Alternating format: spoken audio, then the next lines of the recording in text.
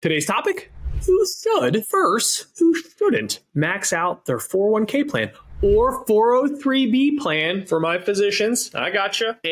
Another important popular conversation piece, also going with the trend. We had another post earlier this month on the 401k, 403b, true value of that. So in this one, we want to continue that conversation. Why? Because these are popular accounts, are the most popular retirement accounts in the country. So my goal today is to walk through the who shoulds and the who shouldn'ts in maxing out their employer retirement plan, most likely your 401k or 403b. Let's get into it now. All right, first up, the should group. This is the group of individuals who should be maxing out their 401k plan, 403b plan, year after year after year. I got a list of 3 here.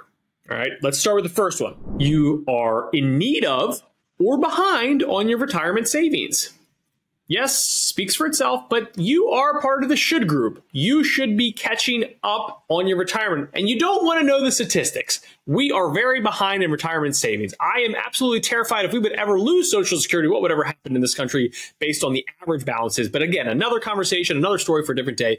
But for most of you, you're thinking in terms of, do I need to save or am I behind? If you're sitting there, you already did your financial plan, things are looking good, you got caviar on the docket with some champagne on the yacht, probably not your problem. But for most, they're probably in need of or behind. And if you're part of my core people, my physicians, you're thinking, well, I'm just getting started. How can I be behind? Well, remember, you have a little bit more schooling than most. And because of that, you likely are behind, which is another reason why most of our clients, pretty much all of our clients, should be in the should group. Next group, you should be maxing out your 401k plan if you believe tax rates are going to be low in retirement. I'm going to be honest. I think this is highly unlikely, right? If you just look at the deficits that we run in this country, don't care about your political affiliations. I hate politics just as much as the next person, Republican or Democrat.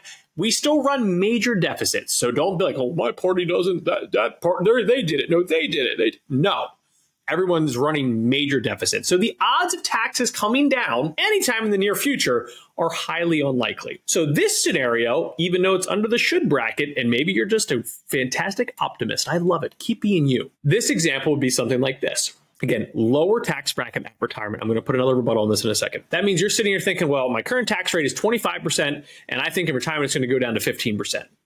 Now, for most of you, you're probably not thinking politics. You're probably just thinking, well, I'm not going to be earning income then, so I will be at a lower tax bracket.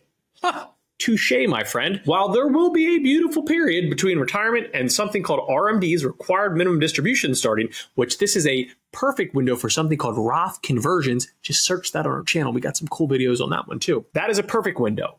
But if you were a diligent pre-tax saver for most of your working career, there is a good chance that these RMDs will drive you into a similar tax bracket, if not a higher tax bracket. So keep that in mind. We're not going to go down that rabbit hole in this one, but that is something you really do have to keep an eye on. And I also always throw this out there. If you are used to living a life off of $100,000 and you retire, you're likely still going to be used to that lifestyle. And as I always joke, even once the mortgage is paid off, you're going to spend that money somewhere else. You're probably just adding an extra vacation or 2 each year. It fills in quickly.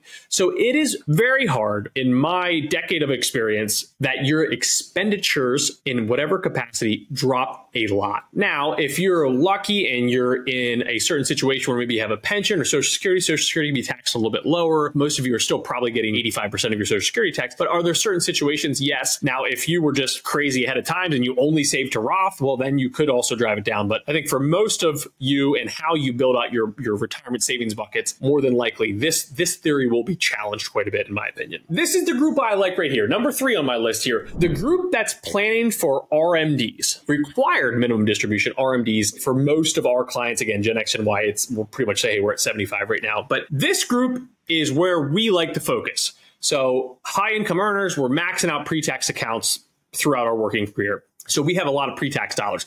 I need to make sure my clients are getting crushed by RMDs down the line. What's the best way to do that? We call it the Roth conversion window. This beautiful window from the day that you retire, or if income really slows down and you see those tax brackets drop, to where those RMDs start. So for example, if you stop working at 65 and you got to take RMDs at 75, you have this beautiful window where we try to fill up your lower tax brackets with something called Roth conversions. That's your best way to lower those RMDs. So in the should group, that is who we're putting as number 3, meaning that you should be maxing out your 401k plan, or you have been doing it for decades, but you're not just going to essentially go through the motions and let those RMDs ruin your future bracket planning. So the RMD planners out there are number 3 in our should group. Let's go over to the other side, right? Let's go to the shouldn't group. All right. Who shouldn't be maxing out their 401k plan? Now, one caveat here, even if you fall into this group, I'm going to make an argument that most of you should probably still take advantage of your employer match.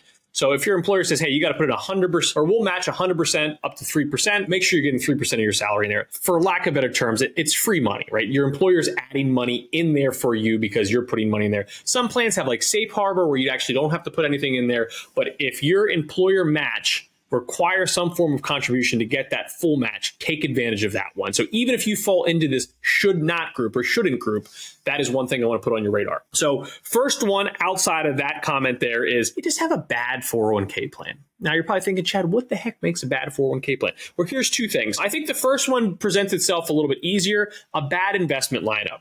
Now, if you're not a financial guru, you might also say, Chad, what the heck does that mean? This is something called expense ratios, right? So look at the investment lineup. They're going to have all these funds, 5, 10, 15, 20 different funds in there. You want to find lower cost index options, or at least see those as an opportunity, right? That's what we believe in modern portfolio theory. That's where we spend a lot of our time. But if you're looking at those and it's like crazy fun S&P 500 index, and you're like, oh, it's an index fund, but then it says 75 basis points, like that's not great. And then from there, everything only goes up. Fortunately, we're not seeing that as common today as we did as recent as 5 years ago, 10 years ago, but it's still out there. So a bad investment lineup. And then the other one is just the high cost of the plan. This one, even some of the smartest financial minds out there in terms of DIYers, this is still missed because they don't realize how many layers of fees are still in a 401k plan. And sometimes the employer will pick up these costs, but sometimes they pass them on to you as the participant. I usually say that smaller plans, this is maybe more likely. The bigger plans, it's a little bit less likely. The research we actually referenced in another post earlier this month, it's right around 45 basis points. So 0.45% is the common plan fee, the administrative cost of a 401k plan. So keep an eye on those. Those are 2 things that can make a bad 401k plan. So bad fund lineup, high cost. Next up on the list, you have high interest debt. The main culprit here is always going to be credit cards.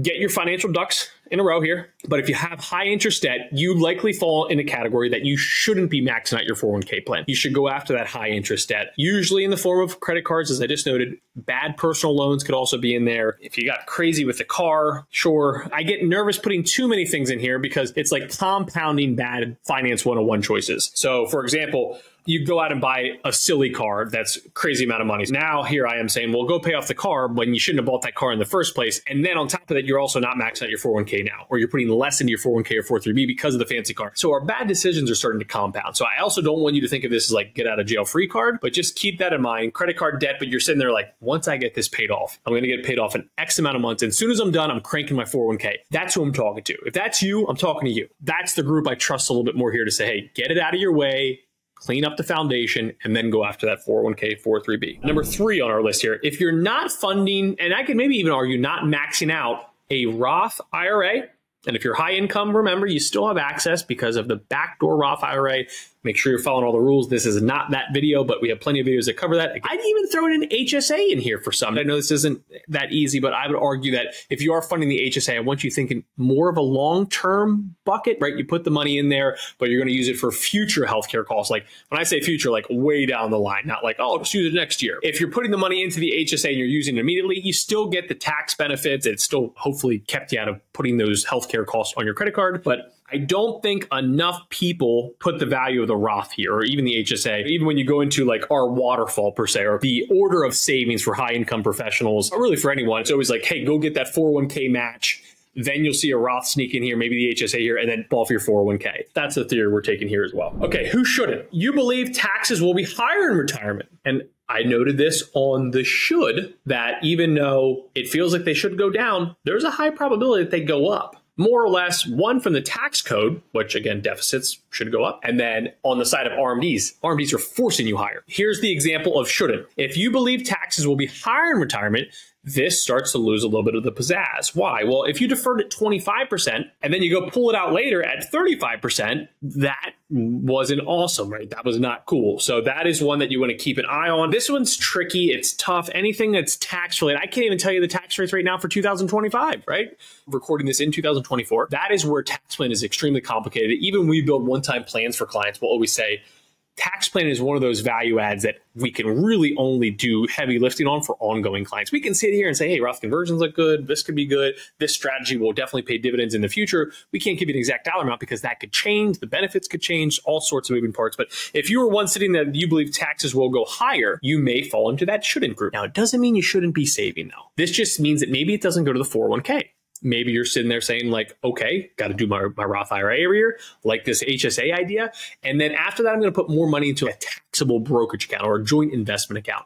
So don't think of this again as a get out of jail free card in terms of like, oh, well, I do believe taxes will be higher. And Chad said I don't have to save. Not the point here. Just move it to a different bucket. And last but not least, probably the biggest downside, again, maybe even argue for some it's good, but there's no liquidity, right? The last one in the 401k 403 bucket is that there's just no liquidity in that account. You put it in there for the most part, besides very rare circumstances. If you pull it out before 59.5, you're going to get a 10% penalty. And then also it's getting ordinary income tax. The best you could do is if you meet one of the few exemptions to get rid of that 10% penalty, which is not easy to do. So your biggest downside on the shouldn't group is liquidity. You're tying that money up in a true retirement account, which this is always the moment we'll all plug in. This is why tax is important, right? You want to have money in pre-tax assets. You want to have money in Roth assets. You want to have money in the brokerage account, right? The taxable account. You want to be diversified there because again, we don't know what tax rates will be tomorrow, let alone when we retire.